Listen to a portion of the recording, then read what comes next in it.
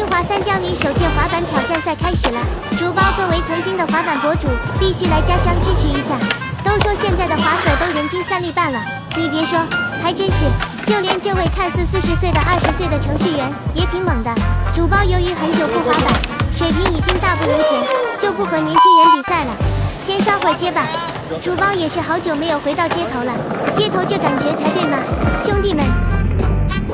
这个小伙子看着加速，好像很猛的感觉，什么东西飞过去了？双人阿里飞泳池还是有点帅的。感谢三江里推广年轻人的运动，大家都是痛并快乐着，真好。